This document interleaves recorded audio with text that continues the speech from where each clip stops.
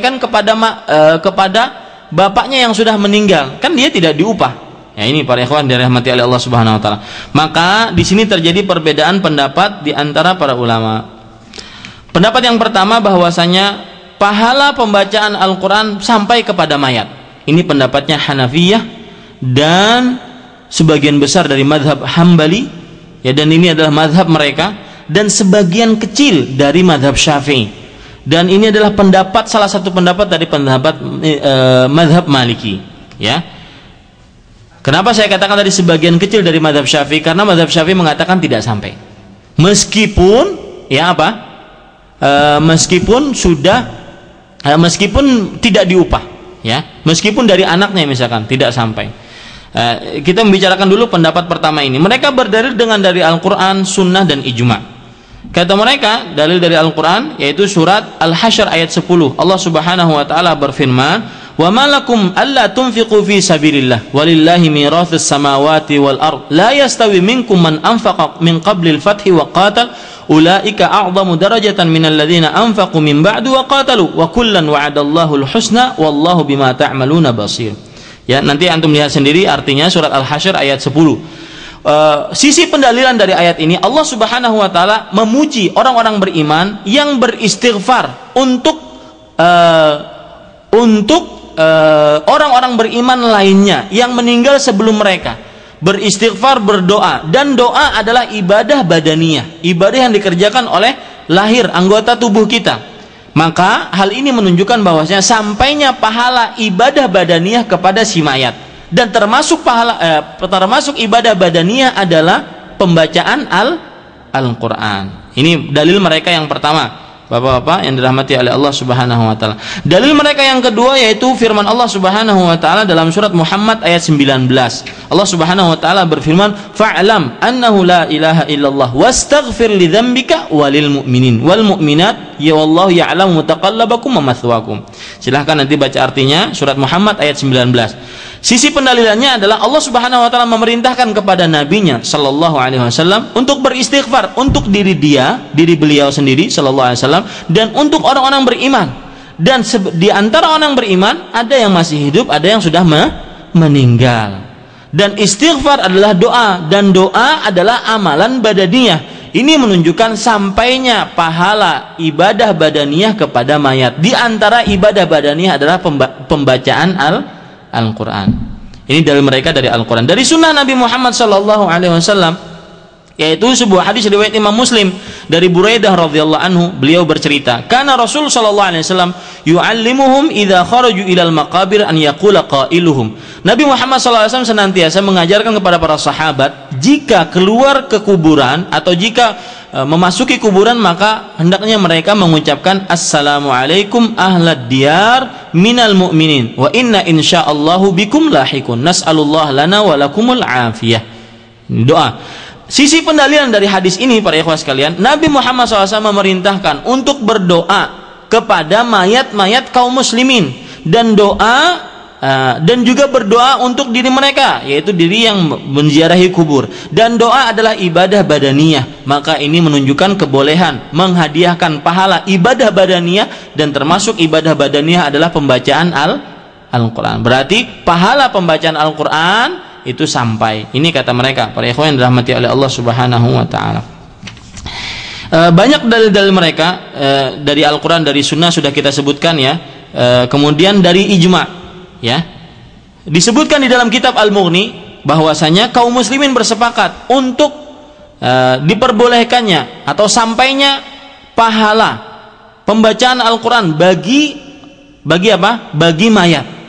Dimanapun mereka berada, di waktu kapanpun mereka berada, mereka membaca Al-Quran di sana dan menghadiahkan pahalanya kepada si mayat tanpa ada pengingkaran. Ini para ikhwah sekalian, mereka berdalil juga dengan akal, selain dari Al-Quran, Sunnah, kemudian akal. Kata mereka dengan akal bahwasanya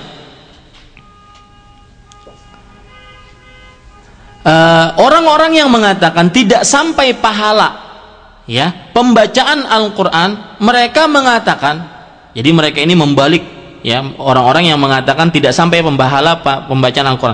Orang-orang yang mengatakan bahwasanya tidak sampai pembacaan pahala Al-Qur'an, ya. Mereka mengatakan sampainya pahala hal-hal yang wajib.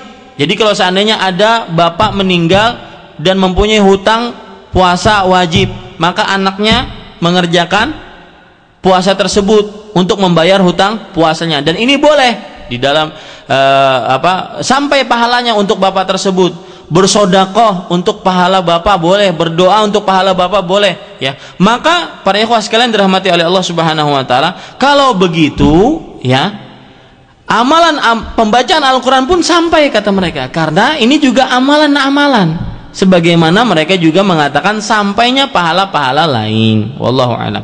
Ini pendapat yang pertama, yaitu boleh dan sampai pahala pembacaan Al-Qur'an yang dibaca tanpa upah, ya. Sekarang para ikhwan yang dirahmati oleh Allah Subhanahu wa taala, pembacaan Al-Qur'an, ini pendapat yang kedua. Pembacaan Al-Qur'an atau pahala bacaan Al-Qur'an tidak sampai kepada si mayat. Ini pendapat yang kedua. Pahala pembacaan Al-Qur'an tidak sampai kepada si mayat. Ini adalah pendapatnya Imam Malik dan beberapa sahabatnya, dan juga mazhab Syafi'i. Ya, mazhab apa? Mazhab Syafi'i. Mereka berdalil dari Al-Qur'an dan sunnah Nabi Muhammad sallallahu alaihi wasallam. Yang pertama dalil mereka sebagaimana biasa, yaitu surat An-Najm ayat 39, wa anna laisa lil insani illa ma sa'a. Sesungguhnya seorang manusia tidak mendapatkan apa-apa kecuali yang dia usahakan, ya. Sisi pendalilan dari ayat ini, Allah Subhanahu wa taala, ya, menjadikan usaha manusia khusus untuk dia. Ya, termasuk di dalamnya adalah pahala pembacaan Al-Qur'an. Maka barang siapa yang menghadiahkan kepada si mayat, maka dia sudah menyalahi ayat ini. Karena pembacaan, ya, Al-Qur'an yang dibaca oleh orang lain bukan dari usaha si mayat ini, tetapi usaha orang lain. Ini dalil yang pertama dari Al-Qur'an. Dalil yang kedua yaitu surat Yasin ayat 54. Allah Subhanahu wa taala berfirman, "Falyauma la tudlamu nafsun syai'an wa la tujzauna illa ma kuntum ta'malun." Hari ini tidak dizalimi seorang jiwa pun dengan kezaliman apapun, dan tidak diberikan ganjaran kecuali atas apa yang telah mereka kerjakan. Ayat ini dengan jelas menunjukkan bahwasanya Allah Subhanahu wa taala memberitahukan kepada kita bahwasanya setiap manusia tidak akan diberikan ganjaran pahala kecuali sesuai dengan usahanya, amalannya masing-masing, bukan dengan usaha orang lain.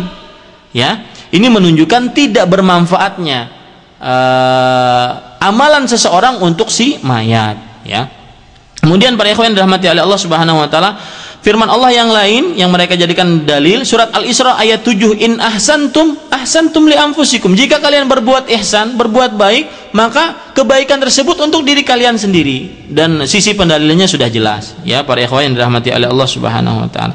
Kemudian juga mereka berdalil dari sunnah Nabi Muhammad sallallahu alaihi wasallam, riwayat Imam Tirmidzi. Nabi Muhammad sallallahu alaihi wasallam bersabda, man qara'a harfan min kitabillah falahu bihi hasanah. Barang siapa yang membaca satu huruf dari Al-Qur'an, maka dia akan mendapatkan satu hasanah. Wal hasanatu bi asyri amthaliha, dan hasanah dilipat menjadi 10 kali lipat. La aqulu alif lam mim harf. Aku tidak mengatakan, kata Nabi Muhammad SAW, aku tidak mengatakan alif lam mim itu satu huruf, walakin alifun harf wa lamun harf wa mimun harf. Akan tetapi alif satu huruf, lam satu huruf, mim satu huruf. Berarti kalau orang baca alif lam mim saja, dia sudah mendapatkan berapa hasanah?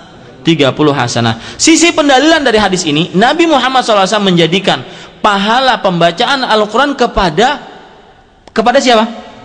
Kepada pembacanya, kepada pelaku pembaca Al-Qur'an.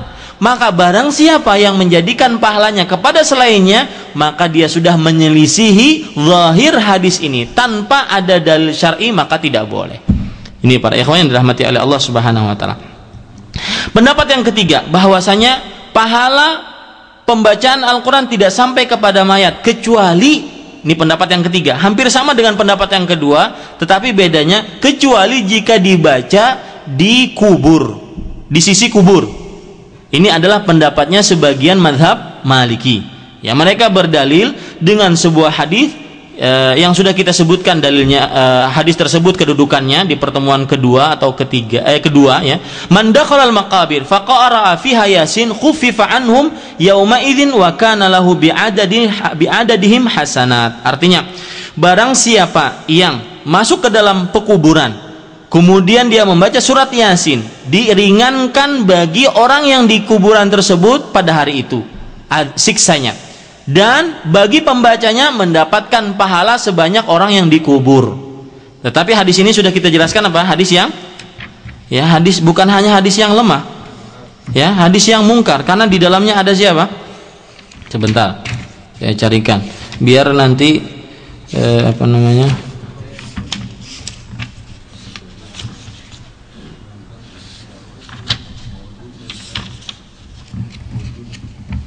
nanti lihatlah CD yang kedua itu ada pokoknya di situ. Sudah saya jelaskan dengan panjang karena waktu nggak cukup ya para ikhwah sekalian. Maka para ikhwah sekalian pendapat sekarang kita lihat tadi pendapat yang pertama dengan dalilnya dari Al-Qur'an, dari Sunnah, dari ijma mereka semua sebenarnya berpendapat dengan ayat-ayat pengkiasan pembacaan Al-Qur'an dengan apa? Dengan doa, dengan istighfar. Maka ini tidak benar para ikhwah sekalian dirahmati Allah Subhanahu. Pengkiasannya nggak benar karena doa dan istighfar ada syariatnya. Doa dan istighfar untuk si mayat ada syariatnya, dan mayat akan mendapatkan manfaatnya karena ada nasnya dari Al-Quran dan Sunnah, dan tidak ada perbedaan pendapat di antara para ulama dalam permasalahan ini. Saya ulangi, mereka berdalil dengan ayat-ayat tadi yaitu pengkiasan pembacaan Al-Quran dengan doa dan istighfar. Maka kita katakan pengkiasan Anda ini tidak benar. Kenapa? Karena baik doa atau minta ampun kepada Allah untuk si mayat itu adalah merupakan syariat Allah Subhanahu wa taala, Dan tidak ada perbedaan pendapat di antara para ulama bahwasanya mayat akan mendapatkan manfaat ketika didoakan oleh orang lain dan ketika dimintakan ampun oleh orang lain. Berbeda dengan pembacaan Al-Qur'an dan menghadiahkan pahalanya kepada si mayat. Maka ini tidak ada dalilnya. Dan kemudian pembacaan Al-Quran adalah ibadah dan juga pendekatan diri kepada Allah Subhanahu wa taala. Dan kalau sudah kita berbicara masalah ibadah, kita hanya asal hukum sebuah ibadah adalah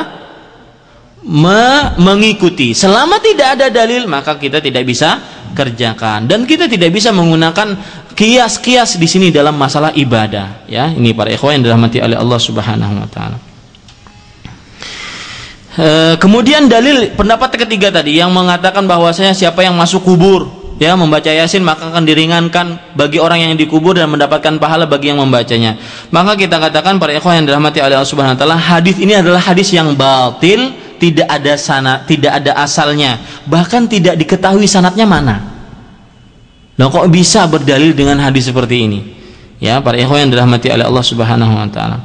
Maka kemudian juga mereka berdalil dengan ijma yang disebutkan oleh Imam Ibnu Qudamah dalam kitab Al-Mughni. Sebagaimana yang sudah kita sebutkan tadi, pengakuan tentang ijma ini adalah pengakuan yang batil. Tidak sah dalam permasalahan ini satu perkataan sahabat pun. Tidak ada para sahabat Nabi Muhammad SAW yang mereka diriwayatkan membaca atau menghadiahkan pembacaan Al-Quran mereka terhadap siapa? Terhadap sahabat yang sudah meninggal. Contohnya, Nabi tidak pernah menghadiahkan pahalanya untuk Khadijah, istri beliau yang paling cintai. Meskipun ada Aisyah yang perawan yang cantik di hadapan beliau, beliau masih ingat siapa? Khadijah. Beliau tidak pernah menghadiahkan pahala pembacaan Al-Quran kepada Khadijah radhiyallahu anha. Kemudian Aisyah radhiyallahu anha ketika meninggal bapaknya Abu Bakar As-Siddiq tidak pernah mengumpulkan adik-adiknya, kemudian keponakan-keponakannya, kemudian menghadiahkan pahala kepada siapa? Kepada Abu Bakar As-Siddiq, tidak pernah. Ini para ikhwan yang dirahmati oleh Allah Subhanahu wa taala. Para ikhwan yang dirahmati oleh Allah Subhanahu wa taala, jadi yang rajih wallahu alam adalah antum kok suka mentarjih cepat sekali. Yang rajih adalah ini permasalahan ibadah yang tidak boleh seseorang mengerjakannya kecuali harus ada dalilnya dari Al-Quran dan Sunnah Nabi Muhammad SAW serta pekerjaan para sahabat generasi pertama. Generasi pertama. Imam Al-Hafidh Ibnu Hajar rahimahullah pernah ditanya tentang orang membaca sesuatu dari Al-Quran, kemudian dia berdoa kepada Allah, Allahumma ja'al thawaba ma qara'tuhu ziyadatan fi syarafi sayyidina Rasulullah sallallahu alaihi wasallam. Artinya, Al-Hafidz Ibnu Hajar rahimahullah yang bermadhab Syafi'i pernah ditanya tentang orang yang membaca Al-Quran kemudian dia berdoa kepada Allah, ya Allah, jadikan pahala bacaanku ini ya sebagai tambahan akan kemuliaan Sayyiduna Rasulullah SAW, pemimpin kita Rasulullah SAW. Jadi dia menghadirkan pahala untuk siapa? Rasulullah SAW. Apa dijawab oleh Al-Hafidz Ibnu Hajar rahimahullahu taala? Beliau mengatakan, "Fahadha mukhtara'un min mutaakhiril qurra wala a'rifu lahum salafa." Ini adalah sesuatu yang baru yang dilakukan oleh generasi-generasi terakhir ahli baca Al-Qur'an, dan aku tidak pernah mengetahui bagi mereka ada contoh sebelumnya. Ini disebutkan di dalam kitab Tafsirul Manar yang dikarang oleh Muhammad Rashid Ridha, ya. Jadi para ikhwan yang dirahmati oleh Allah Subhanahu wa taala, tidak pernah ada contohnya seperti itu. Allahu a'lam. Wassallallahu nabiyana Muhammad. Kita cukupkan dengan kafaratul majlis. Subhanakallah bihamdika asyhadu an la ilaha illa anta astaghfiruka wa atubu ilaik. Subhanakallah bihamdika asyhadu an la ilaha illa anta astaghfiruka wa atubu ilaik. Wassallallahu nabiyana Muhammad. Wassalamualaikum warahmatullahi wabarakatuh.